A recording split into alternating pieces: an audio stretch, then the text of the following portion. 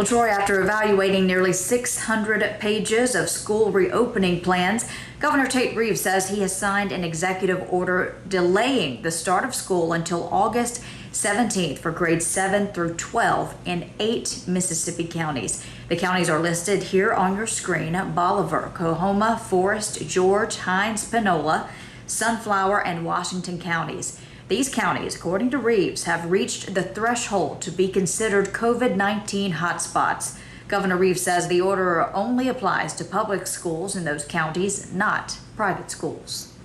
Just as the shutdown in March and April of our schools applied only to public schools, this order will only apply to public schools as well. Now, I will tell you that back in March and April, the vast majority of private schools actually adhered to the order. So far, only one private school in Hinds County has pushed back its start date for students. St. Andrew's Episcopal School will now start August 19th.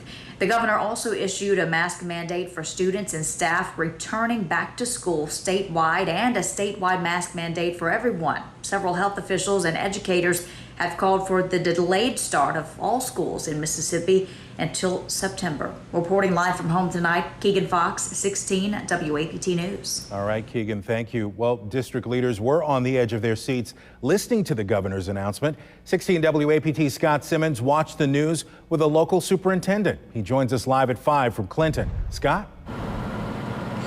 Yeah, so much riding on what the governor's order would say, because students in this Clinton school district in Hinds County are set to return to class in 9 days, and now still so much uncertainty about what the governor's order does mean for education here.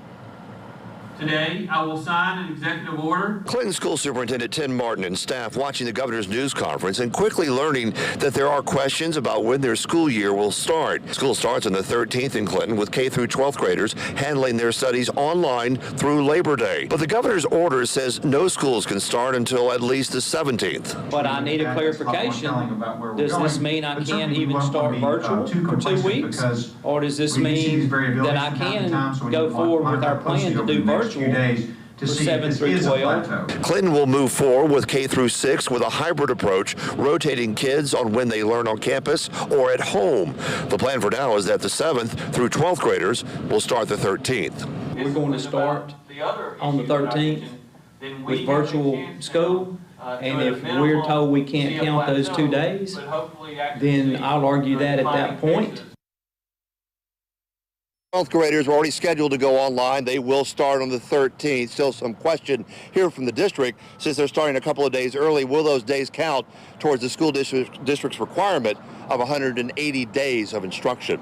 Live in Clinton, Scott Simmons, 16 WAPT News. All right, Scott, thank you. Well, Friday Night Lights may have a different meaning this year. Sports reporter Nick Niehaus joins us with what the governor said about the start of the high school football season. Nick. Yeah, Troy, Governor Reeves said he hasn't made a decision on issuing an executive order when it comes to high school football. The good news, the schedule we've had remains intact for now. The bad news, the governor said he doesn't envision any scenario where there could be a large crowd in the stands. MHSAA games are scheduled to kick off on September 4th.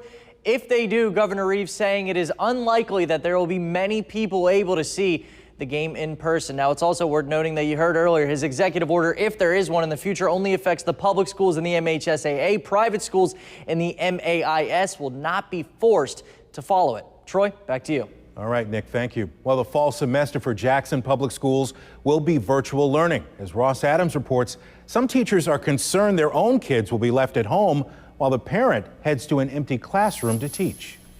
Students in Jackson Public Schools will remain at home while attending virtual classes this fall.